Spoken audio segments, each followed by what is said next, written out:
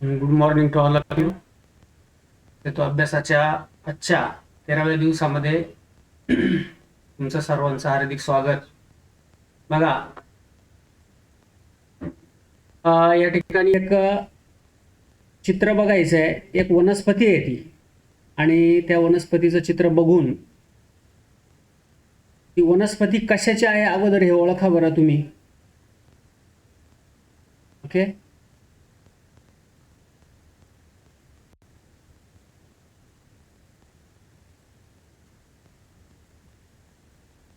दिसतंय का? हे कशाचं हो. पान आहे हे सांगा बरं. येईल का कोणाला ओळखता? हा, पळसाचं. पळसा. शाबास. पळसाचं. ओके, बरं. पळस आहे. आता हे पान पाहून मग पळस या शब्दावरून एक मराठीमध्ये म्हण तयार होते, माहितीये का तुम्हाला? पळसाला 3च पाने. छान. पळसाला पाने 3च. आपण अशी म्हण वापरतो, आहे की नाही? या म्हणीचा अर्थ काय आहे? पळसाला पाने 3च. म्हणजे कुठेही जा पण ते सारखंच असतं. हा, शाबास. कुठेही गेलं तरी परिस्थिती सारखीच असते. बघा, म्हणजे तुम्ही या वनस्पतीच्या पानावरून ते पान ओळखलं की हे पळसाचं पान आहे. हा, आणि त्या पानावरून आपण एक म्हण तयार केली की पळसाला पाने 3च, आहे की नाही? म्हणजे कुठंही गेलं आपण जगामध्ये तरी परिस्थिती सारखीच असते. म्हणजे पळसाला पाने 3च या म्हणीचा आपण विविध ठिकाणी वाक्यामध्ये वापर करत असतो, बरोबर आहे? हा, तर मग अजून अशा काही म्हणी आहेत का मराठी भाषेमध्ये ज्यांचा आपण बोलताना वापर करतो? भरपूर म्हणी आहेत बघा.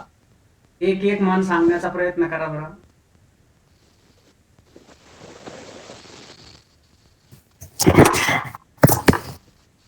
हा, बोल रोशन, बोल. काखेत कळसा गावाला वळसा. काखेत कळसा आणि गावाला वळसा. हा, ही एक मराठीतली म्हण आहे. अजून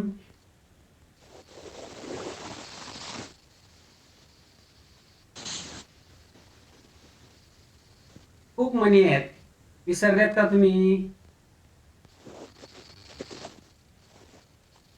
आपण मागच्या वर्षी एक मराठीतला पाठ नाट्यीकरण केला होता बघा. अति तिथे माती. अति तिथं माती. हा, ही पण म्हणच आहे की नाही? हा, अति तिथं माती म्हणजे एखाद्या गोष्टीचा जर अतिरेक झाला तर त्याचे वाईट दुष्परिणाम होतात, असा या म्हणीचा अर्थ आहे. हा, अजून अजून काही म्हणी सांगता येतील का? गाढवाला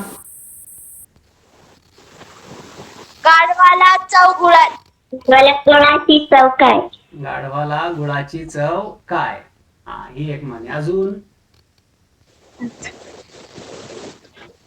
आयत्या बिळात नागोबा. आयत्या बिळात नागोबा, बरोबर. पाण्यात राहून माशाने वैर करू नये. हा, पाण्यात राहून माशाशी वैर करू नये. पुढे एक ना धड. काय पुढे म्हण पूर्ण करा बरं. एक ना धड भाराभर चिंध्या. काय ती म्हण? एक ना धड भाराभर चिंध्या. म्हणजे एक गोष्ट जर व्यवस्थित होत नसेल तर त्या दुसऱ्या गोष्टी अति प्रमाणात करण्यात अर्थ नाही. म्हणजे एकच गोष्ट पण ती व्यवस्थित केली पाहिजे. हा, अजून अशा कोणकोणत्या म्हणी आहेत तुम्हाला आठवतात? आतापर्यंत अभ्यासल्या तुम्ही 4थी, 5वी, 6वीला?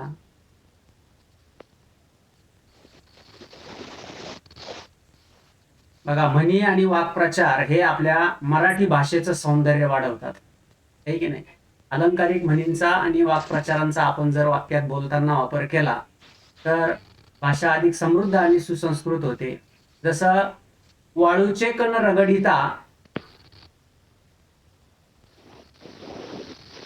वाळूचे कण रगडिता तेलही गळे, आहे का ही म्हण? वाळूचे कण रगडिता तेलही गळे म्हणजे बघा, याचा शब्दशः अर्थ न घेता अलंकारिक अर्थ असतो प्रत्येक वाक्प्रचाराला आणि म्हणीला.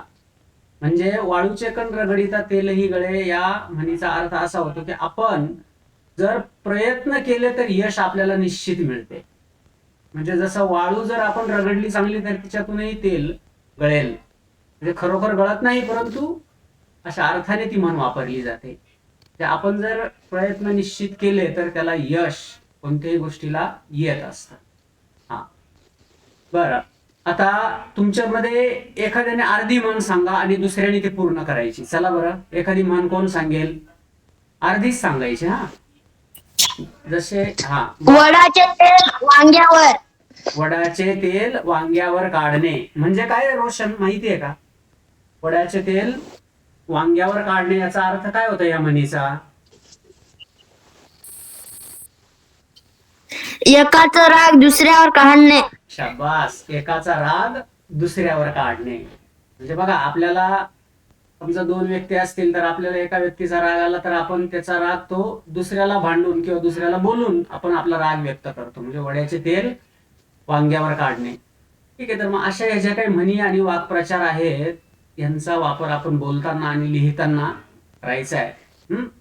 आता तुम्ही आतापर्यंत आपण 10-12 म्हणी समजा या ठिकाणी अभ्यासल्या, त्यांचे अर्थ बघितले. हा, तुम्हाला येणाऱ्या आपल्या 6वीच्या 7वीच्या पाठ्यपुस्तकातून शोधून 50 म्हणी लिहून काढायचे आहेत. किती? 50. हा, 50. तर मराठीचा हा अभ्यास तुम्ही लक्षात ठेवायचा आहे आणि त्या म्हणींचे अर्थ पण शोधण्याचा प्रयत्न करा. 50 म्हणी. ओके. 10 ते 12 या ठिकाणी आपण उदाहरणादाखल घेतलेले आहेत. पुढील तुम्ही शोधण्याचा प्रयत्न करा. नाही सापडल्या तर मदत घ्या पुस्तकाची आणि त्या पद्धतीने शोधण्याचा प्रयत्न करा.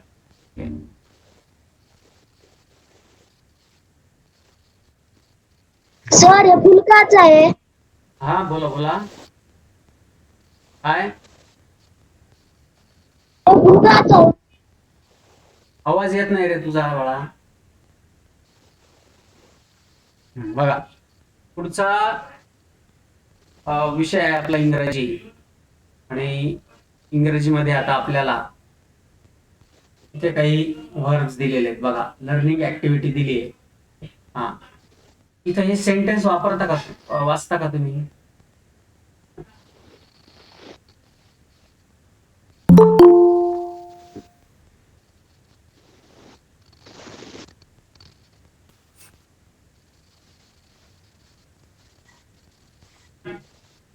हे सेंटेन्स वाचा बरं. काय Can you give me your pen? शाबास. Can you give me your pen? Pen. Okay. हा, म्यूट द माइक प्लीज. हा, now see, can you give me your pen is a sentence type of a request. कोणत्या प्रकारचं सेंटेन्स आहे हे? याला काय म्हणतात इंग्लिशमध्ये? Can you give me a pen याला काय म्हणतात इंग्लिशमध्ये? काय शब्द आहे हा? रिक्वेस्ट. रिक्वेस्ट. रिक्वेस्ट या शब्दाचा अर्थ काय मराठीत माहिती आहे का? विनंती. काय? विनंती. बघा मग, can you give me your pen, that mean Bhagyashree. Can you give me your pen याचा अर्थ काय झाला मग? Can you give me your pen.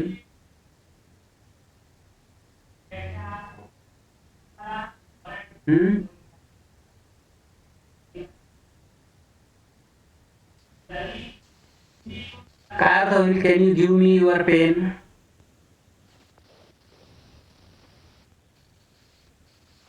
तू मला तुझा पेन देऊ शकतोस? Very good. तू मला तुझा पेन देऊ शकतो का, किंवा कृपया मला तुझा पेन दे. Can you. ओके. हा, अशी एखादी रिक्वेस्ट तयार करता येईल का तुला?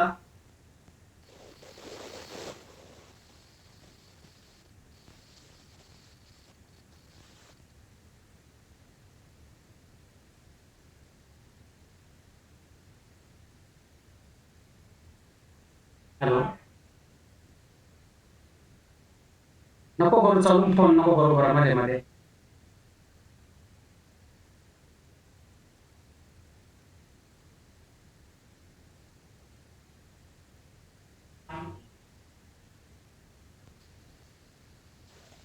हा, भाग्यश्री.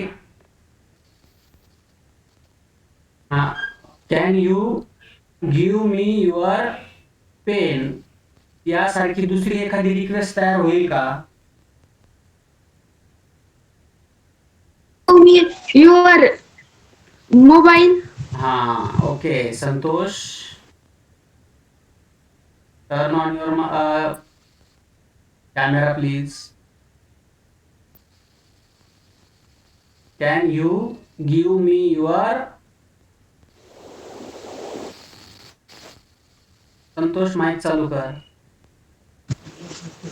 कॅन यू कॅमेरा सुरू कर तुझा. हा, सांग. Can you me mobile. Can you give me your mobile, please? Is also another type of a request. Can you give me your books, please? Okay, this type of request we can make. Now see, here are another sentences. We are going to study some another sentences. Now see carefully. Okay. Read the following verb in the boxes. Ask question to 5 of your friends in the class, family members. बघा, इथं can you open the door हे असं एक sentence दिलंय बघा. इथे शब्द वाचा बरं, काय काय दिले ते. क्लीन. हा, हे वाचा शब्द. Clean.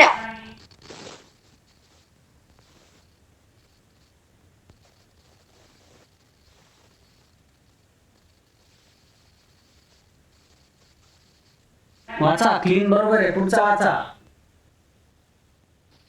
Close. Close. Next. Come. Come. Right. Right. Next. Answer. Answer. Put. Put. Completed. Complete.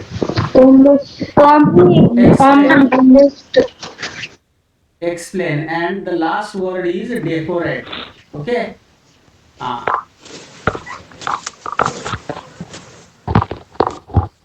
Now see, these are the type of verbs. हे सर्व verbs आहेत. म्हणजे verb म्हणजे क्रियादर्शक शब्द म्हणतो याला आपण, आहे की नाही. काहीतरी कृती दाखवलेली असते या शब्दांमध्ये. आता बघा, इथले शब्दांचं तुम्ही निरीक्षण केल्यानंतर तुमच्या लक्षात येईल. क्लीन म्हणजे काय करणे. स्वच्छ. हा. ओपन म्हणजे काय. What is mean by open. Open. दरवाजा उघडणे. उघडणे. Open the door. Okay. Can you open the door असं आपल्याला इथे वर्ब चेंज करून करता येईल का. ओपन या वर्ब ऐवजी आपल्याला वेगळं वर्ब वापरता येईल का खालचं. कशा पद्धतीने. क्लोज. हा, क्लोज हा सेंटेन्स काय होईल सांगा ना. Mobile close sentence can you हा can you door close can the you door can you close the door. Okay okay. हा हा फक्त वाक्यासंबंधी बोला, इतर वेळेस माईक बंद करा बरं. हा बोलायचं झाल्यानंतर बंद करत चला, म्हणजे डिस्टर्ब होत नाही थोडं. बघा आता can you open the door, इथं ओपन आपण शब्द क्लोज शब्द वापरला. असं एखादं इतर व्हर्ब वापरून होईल का? कम, राईट, आन्सर हे वापरून एखादं सेंटेन्स तयार होईल का?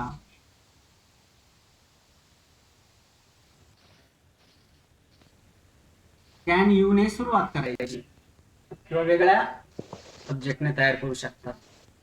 फॉर एक्झाम्पल कमचा वापर करूया. बघा आपण can you come in the school. Can you come in the school असं सेंटेन्स होईल का? दुसरं बोलण्याचा प्रयत्न करा.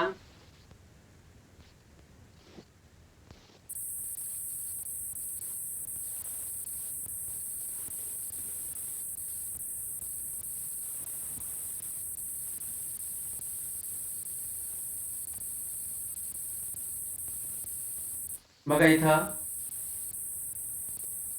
Can you open the door याप्रमाणे वेगळा प्रश्न होईल का तयार?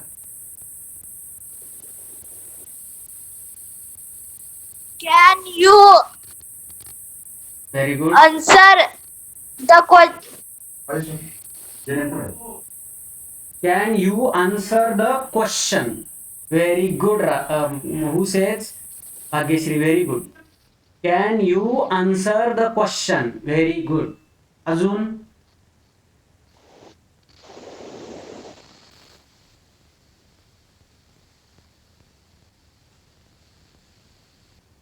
Can you write English.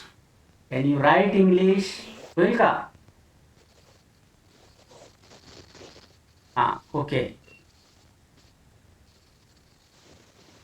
अशा प्रकारे इथं सेंटेन्स तयार करायचे आहेत. ओके. हा पुढचा विषय बघा गणित. संख्यांवरील क्रिया, अपूर्णांकावरील क्रिया. उपघटक आहे आपला दशांश अपूर्णांक. बघा एक दशकाच्या 10 पट किंवा एक 10 वेळा घेतल्यावर दशक, तर एक 100 वेळा घेतल्यावर शतक होतो. त्याच्या उलट 10 समान भागातील एक भाग म्हणजेच 1/10. म्हणजे बघा या ठिकाणी आपल्याला दशांश अपूर्णांकाची ओळख दिलेली आहे. म्हणजे 1/10 या अपूर्णांकात बघा काळजीपूर्वक लक्ष द्या. 1/10 या अपूर्णांकात 1च्या छेदस्थानी किती आहे? 1च्या छेदस्थानी 10 दिलेला आहे. बरोबर आहे की नाही? 10 बरोबर 0.1 हा पॉइंट, पण 0.1 असं वाचतो आपण, आहे की नाही? 0.1 हा दशांश चिन्ह म्हणतो त्याला आपण. बघा तसंच बघा 100 समान भागातील एक भाग म्हणजेच ते कसं लिहिता येईल आपल्याला? इथं बघा परत आता लक्ष द्या पुन्हा. हा किती आहे? वाचा अंक. 1/100. किती आहे? 1/100 1/100. मग आता तो कसा लिहिला गेलाय बघा. बरोबर 0.01 दशांश चिन्हाच्या उजवीकडे किती अंक आहेत मला सांगा? दशांश दशांश चिन्हाच्या उजवीकडे 0 शून्य एक संख्यांचं स्थान 0 1 हा बरोबर, संख्यांचं स्थान 2 दशांश स्थळापर्यंत आहे की नाही, 0 आणि 1. का बरं? कारण इथं दशांश स्थळी म्हणजे 1च्या छेदस्थानी किती आहे, 100. किती आहे, 100. म्हणजेच 1 वर इथं 2 शून्य आहेत. किती शून्य आहे? शून्यांची संख्या 2 असल्यामुळे दशांश चिन्हाच्या उजवीकडे आपल्याला तेवढे स्थळ सोडून आणि मग अंश जो काही आहे तो अंश पुढे लिहायचा आहे आणि तेवढे शून्य अगोदर मांडायचे. आता बघा तसंच 1/100 पुढचा अपूर्णांक बघा, 1/1000 सॉरी 100 नाही, 1 किती आहे, 1000. 1000. हा तर मग बरोबर 0 दशांश चिन्ह, दशांश चिन्हाच्या पुढे किती अंक आहेत मोजा, अंकांची संख्या, स्थळांची संख्या किती आहे, 3 0 0 0 0 हा 0 दशांश चिन्ह कसं वाचायचं हे, 0 दशांश चिन्ह 001 दशांश चिन्ह 001. आता दशांश चिन्हाच्या उजवीकडे 3च अंक का आले, याचं कारण काय, छेदस्थानी इथं किती आहे, 3 0 आहेत. हा 1 वरती 3 शून्य. म्हणजेच 1000 हा अंक दिलेला आहे. म्हणजे बघा त्याने आता तुम्ही निरीक्षण करायचं पहिल्यापासून 10 असताना दशांश चिन्हाच्या उजवीकडे एकच स्थान आलं, 100 असताना दशांश चिन्हाच्या उजवीकडे 2 स्थान आले आणि 1000 असताना दशांश चिन्हाच्या उजवीकडे 3 स्थान आले. म्हणजे ज्या अपूर्णांकाचा, नीट बघा बरं का, ज्या अपूर्णांकाचा छेद 10 100 1000 10,000 1,00,000 दशलक्ष पुढे येतात, बरोबर आहे की नाही, अशा पटीत असेल तर त्या अपूर्णांकांना दशांश अपूर्णांक असे म्हणतात. बघा त्या अपूर्णांकाचा छेद किती असेल, 10 100 1000 10,000 1,00,000 दशलक्ष 10,00,000 1,00,00,000 दशकोटी अशा पद्धतीने असेल. तर जसं बघा आता इथं खाली काय दिलंय, आता खालचे अपूर्णांक वाचा बरं, दशांश अपूर्णांक काय आहेत खालचे वाचा, 7 10. 7/10 पुढे 7 2 2/1000 2 100 27/1000 हा बघा आता इथं समजून घ्या, पूर्ण संख्येच्या शेवटच्या अंकानंतर हे चिन्ह दिले जाते त्याला कोणतं चिन्ह म्हणतात, दशांश चिन्ह. हा हे चिन्ह जे आहे याला दशांश चिन्ह म्हणायचं बरं का. हा म्हणजे जसं बघा वरती इथं कसं वाचायला हे सांगा मला, हे वाचून दाखवा परत एकदा चला. 0 दशांश चिन्ह 0 1 0 हा शाबास. बघा आता ही संख्या वाचा बरं,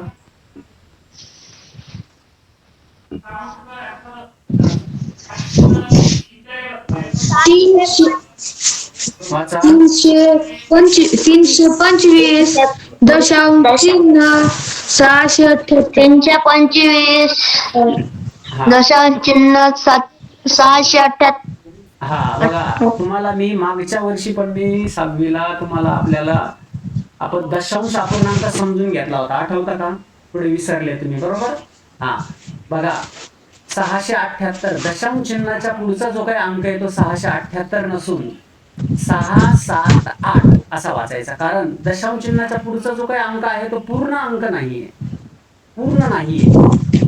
दशांश चिन्हाच्या डावीकडचा म्हणजे अगोदरचा अंक पूर्ण अंक असतो, पुढचा जो काय आहे तो अपूर्ण आहे म्हणून त्याला दशांश अपूर्णांक त्याचसाठी म्हणतात.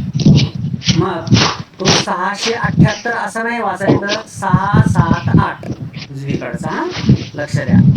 बघा मग ही संख्या कशी वाचाल, 325 325 दशांश चिन्ह 678 कसा वाचायचा? 7 8 678. ओके. हा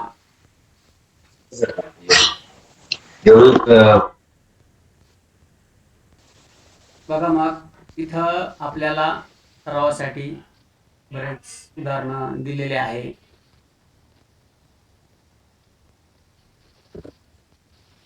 बघा आता एक उदाहरण आपण नमुना दाखल दशांश रूपात कसं मांडायचं याची माहिती घेऊया.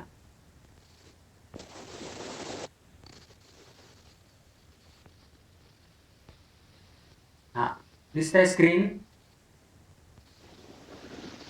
हो हा बघा. हो. हा बंद करा माईक. उदाहरणार्थ 3 वाचा बरं. हे वाचा. 310 हा 310 हा 310. हा आता बघा याला आपल्याला दशांश अपूर्णांकात लिहायचं आहे. बरोबर. हा वरचा जो काही अंक आहे तो आपण तसाच लिहू 3. हा बघा आता इथं 10च्या छेदस्थानी निरीक्षण करायचं. इथं किती आहे खाली? 3च्या छेदस्थानाला किती आहे? 10. बरोबर आहे की नाही? मग याचा अर्थ दशांश चिन्हाच्या उजवीकडे फक्त एक अंक येईल म्हणून 0 दशांश चिन्ह किती येईल पुढं? 3. हा वरचा अंक इकडे घेतो आपण. समजलंय का? 1 0 असल्यामुळे दशांश चिन्हाच्या उजवीकडे एकच अंक येईल. आता बघा उदाहरणार्थ किती संख्या येईल बघा? 31 दशांश चिन्ह किती? 10. 31 दशांश चिन्ह 10 ही संख्या दशांश अपूर्णांकात कशी लिहायची? 3 दशांश चिन्ह किती? 1. एकच दशांश चिन्ह असल्यामुळे अंकाच्या बघा इथं हा जो अंक आहे हा अंक सोडून इथं दशांश चिन्ह येतं. समजतंय? आता उदाहरणार्थ अजून थोडीशी मोठी संख्या घेऊया आपण. 300 किती संख्या आहे वाचा? 375 आणि छेदी किती आहे? 375 आता हिला दशांश अपूर्णांकात कसं लिहाल कोण मला सांगेल बरं? कुठं द्यायला लागेल दशांश चिन्ह? कोणत्या दोन अंकांच्या मध्ये देता येईल सांगा? उजवीकडून अंक सोडायचे तेवढे जितकी खाली शून्यांची संख्या आहे. हा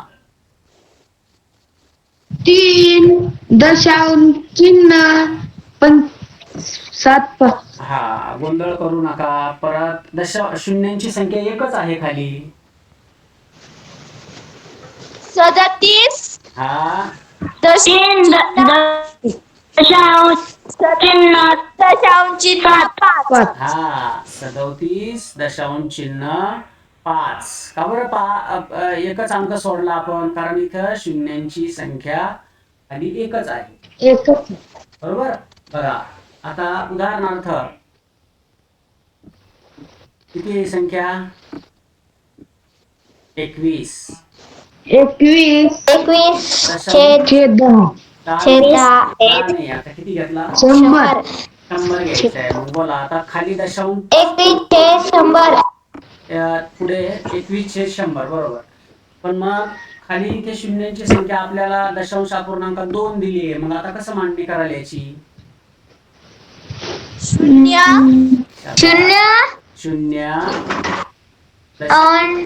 0 दशांश चिन्ह 21 21 दोन वाचायचा का? वाचा.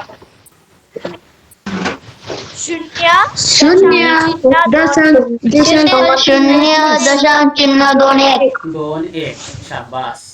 बघा समजलं ना? हा. ओके. असं दशांश रूपात. आता जर 1000 असता पुढे 1000 तर 3 दशांश स्थळ सोडून पुढे अंक लिहावे लागले असते. आलं का लक्षात? अशा पद्धतीने. सर इथे हा बोल बोल. शून्याचाच अंक घ्यायचे का? हो, दशांश अपूर्णांक. ज्या दशांश अपूर्णांक कशाला म्हणतात तेच पाहिलं ना आपण.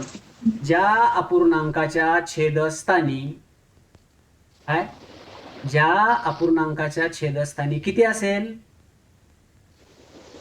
10, 100, 1000, 10,000. कळतं का? हा. 1000 लक्ष म्हणजे त्या 10 लक्ष किती पूर्ण संख्या. हा. कोटी ओके ओके. 10 कोटी. हो हो बरोबर. म्हणजे 10च्या पटीतल्या संख्या. 10, 100, 1000, 10,000, 1,00,000, 10,00,000, 1 कोटी, 10 कोटी, अब्ज, 10 अब्ज. या 10च्या पटीतला कोणताही अंक खाली जर असेल तर त्याला आपण दशांश अपूर्णांक असे म्हणतो.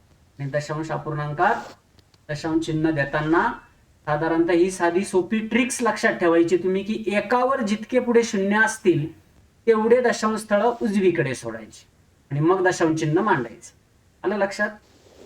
चला पुढे पुढच्या घटकाकडे जाऊ. सायन्स, विज्ञान, बल आणि बलाचे प्रकार. काल आपण गती कशाला म्हणतात आणि गतीचे वेगवेगळे प्रकार आपण अभ्यासले. बघा मग आता इथं बल कशाला म्हणायचं? वस्तूवर कोणत्याही प्रकारे ओढणे आणि ढकलण्यासाठी लावलेल्या जोरास बल असे म्हणतात. बघा अत्यंत सोपं आहे. कशाला म्हणायचं बल? बल म्हणजे काय? वस्तूवर कोणत्याही प्रकारचे ओढणे बल असे म्हणतात. आता इथे या पहिल्या चित्रातल्या माणसाने काय केलंय? कोणत्याही ओढणीवर ढकलण्यासाठी दोघात बल असते. एक वस्तू हातातली आहे ती उचलून चालवली आहे. दुसऱ्या चित्रातला मनुष्य काय करतोय? खुर्ची पुढे ढकलते. ढकलतोय, पुशिंग. हा. आणि तिसऱ्या चित्रातला माणूस काय करतोय? खुर्ची मागे घेते. इथं बघा आता एक होडीवाला दाखवलाय. त्या होडीवाल्याच्या हातात वल्ल्या आहेत आणि त्या वल्ल्याने तो होडी काय करतोय? वल्हवतोय. तर ती होडी वल्हवण्यासाठी त्याला होडी पुढे जाण्यासाठी पाण्याला मागे ढकलावं लागतंय, आहे की नाही? हो. हा. पुढचे चित्र बघा. या ठिकाणी एक स्पंज दिलेला आहे, कापूस. त्या कापसाला बोट लावल्यानंतर कापूस कधी दाबला जातोय? तेव्हा त्याला आपण जोराने दाबू तेव्हा. पुढच्या चित्रामध्ये इथे गोलकीपर आहे बघा, बॉल पकडून तो चेंडू दुसरीकडे फेकण्यासाठी त्याला ताकदीने पुढे ढकलतोय. बरोबर आहे की नाही? हा.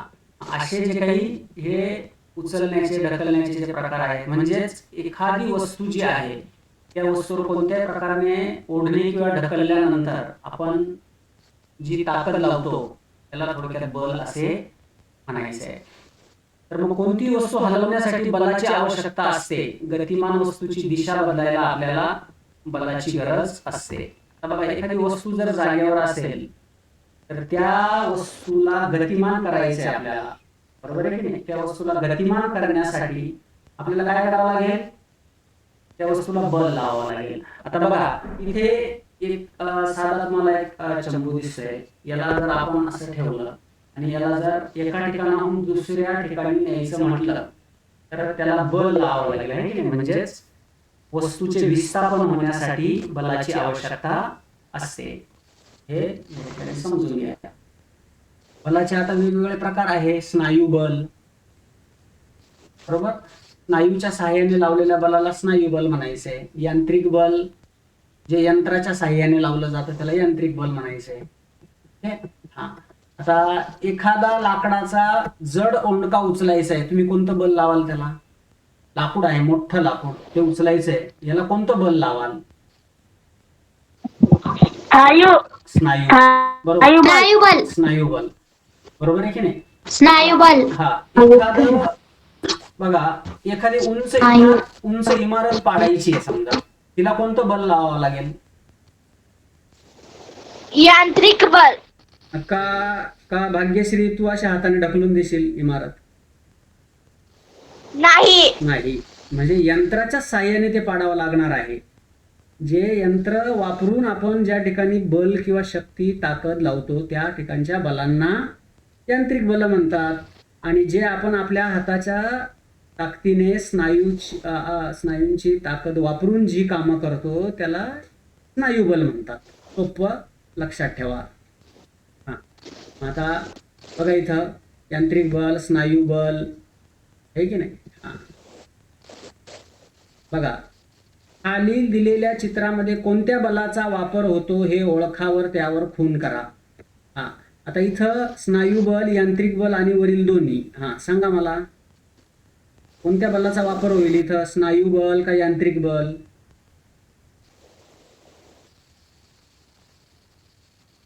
इथं फक्त माणसाचे स्नायू नाहीये, त्याच्याऐवजी दुसरा सजीव आहे. कोणता सजीव आहे इथं?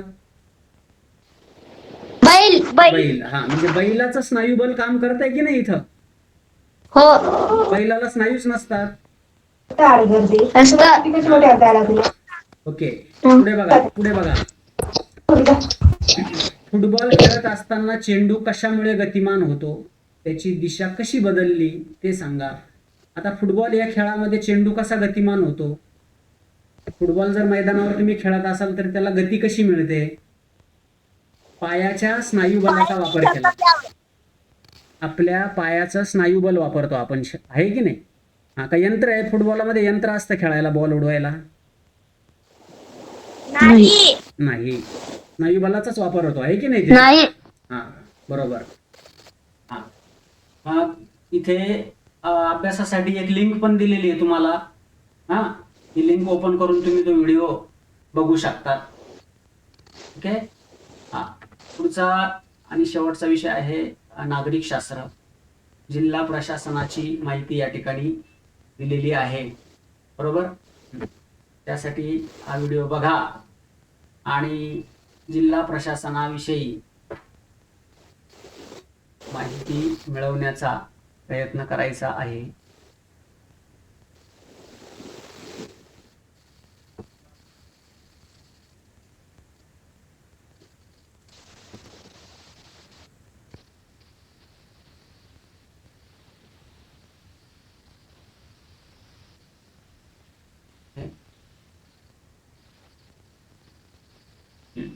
ठीक आहे, असो. स्क्रीन व्हिडिओ प्ले होत नाहीये, इंटरनेट इश्यूमुळे थोडंसं थांबलंय. तर मग अशा प्रकारे बघा, वेगवेगळ्या प्रकारच्या घटकांमधून तुम्हाला जो काही समजलेला अभ्यास त्याची व्यवस्थित उजळणी करा. झालेल्या सगळ्या घटकांचा अभ्यास ग्रुपवर पाठवला जाईल. व्यवस्थित सोडवण्याचा प्रयत्न करा. ओके.